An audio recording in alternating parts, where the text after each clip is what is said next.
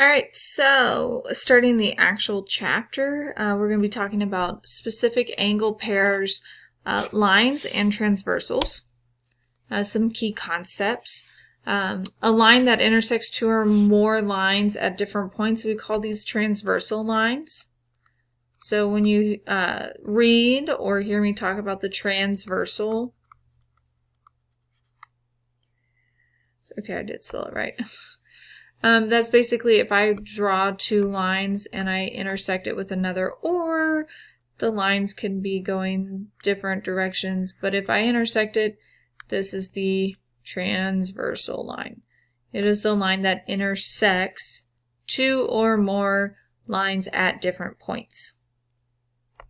And then we're going to be talking about specific angle pairs, so angles that lie on the same side of the transversal in corresponding positions. It helps if I could talk today. So I'm going to draw some lines here, and we're going to label these angles 1, 2, 3, 4, 5, 6, 7, and 8.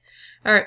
So the angles that lie on the same side of the transversal in corresponding positions. So if we talk about angle 1, same side of the transversal means that it could be 3, 5, or 7 would be on the same side as angle 1.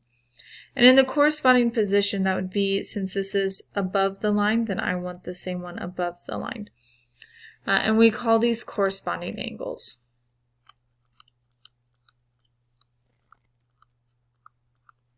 There we go. Corresponding angles. So 1 and 5 would be an option. 3 and 7 would be another option. 2 and 6 are corresponding angles. 4 and 8 are corresponding angles. You can kind of think of it as like if we had a group of 4 desks. Excuse me. We have 2 groups of 4 desks, and so the corresponding position, so the people sitting in the same place at the group of 4, that would be a corresponding. So I kind of think of that when I see these angles. Angles that lie within a pair of lines on opposite sides of the transversal.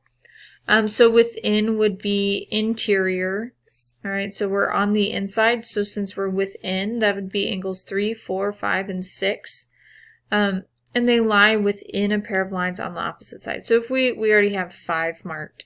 So what we're talking about, 5 would go with 4 because it's on opposite sides of the transversal.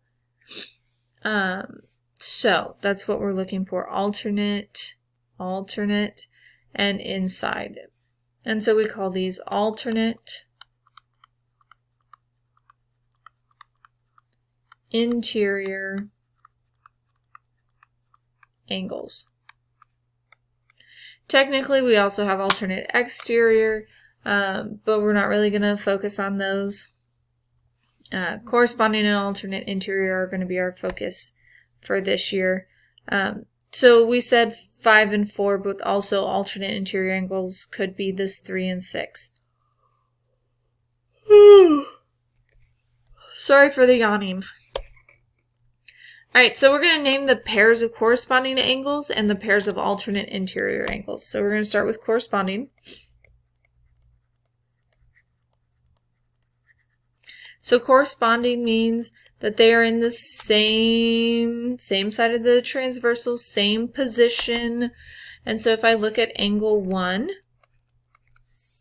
its corresponding angle, so here's angle 1, it is on top of the transversal and to the left of the line. And so I'm looking on top and to the left of the line, so that would be angle 3. So angle 1 with angle 3. That's one pair. And I can move angle 2. Corresponds with angle 4 because we're on the top and in the same position. So we're going to say angle 4. So then we've already done 3 and 4, so we're going to move to 5. Angle 5 would match with angle 7 because they're both below the transversal, and to the left of our line, so angle 5 with angle 7, which leaves angle 6 with angle 8. Again, because they're in the same positions. So, our next one is to list all of the alternate interior angles pairs, the pairs of alternate interior angles.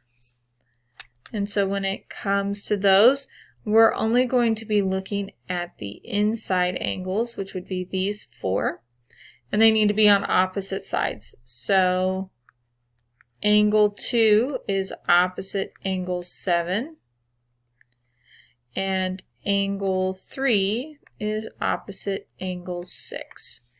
And so those are alternate interior angles because they are opposite each other and they are inside our parallel lines.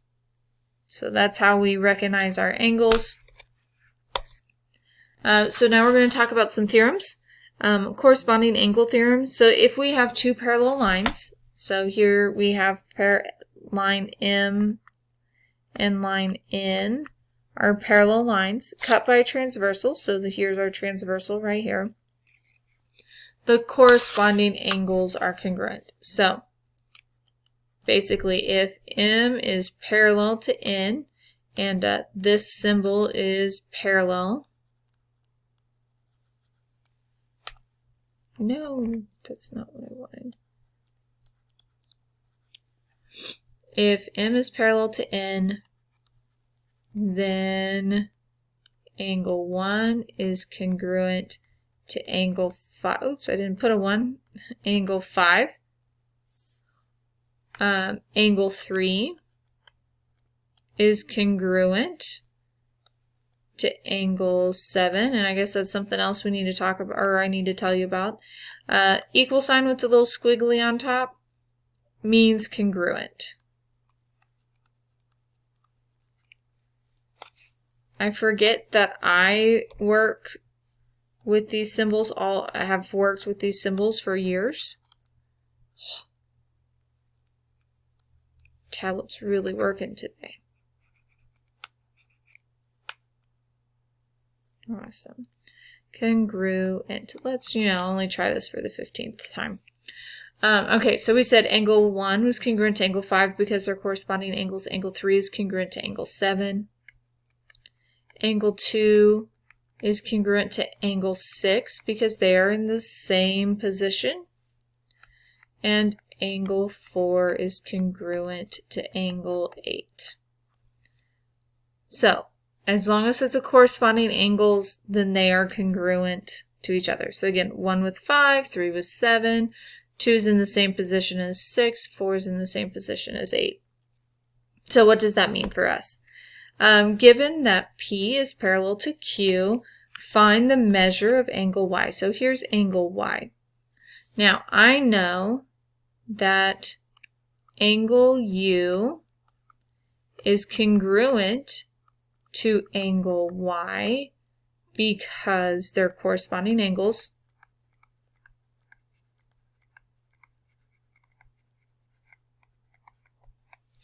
And because angle U is congruent to angle Y, which means equal, that means the measure of angle Y will equal whatever the measure of angle U is.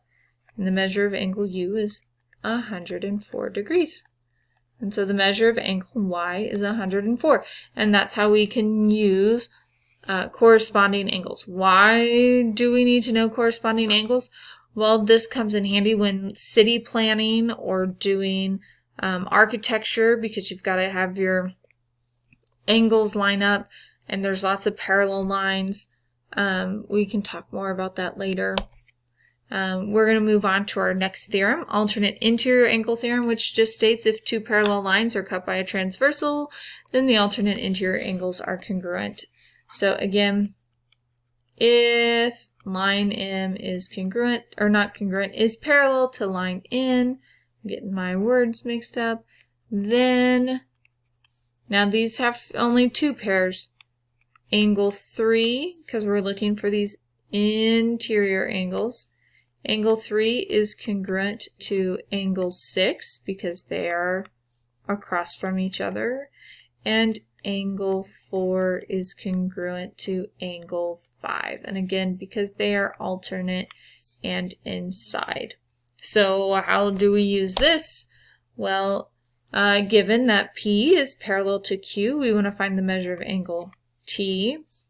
So angle T is congruent to angle W by alternate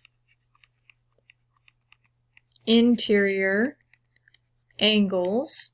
And so since they are equal to each other, then that means the measure of angle T is going to equal what the measure of angle W is, which is 76 degrees.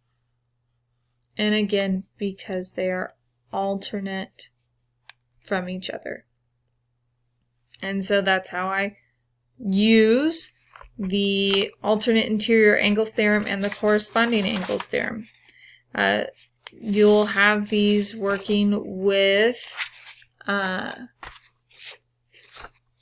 within like cities and finding the different roads, or maybe it's different angles of some form, but parking, that I think that's one of the problems in Math Excel. I can't remember off the top of my head, but those are the types of things that where you can see parallel lines cut by a transversal on a daily basis.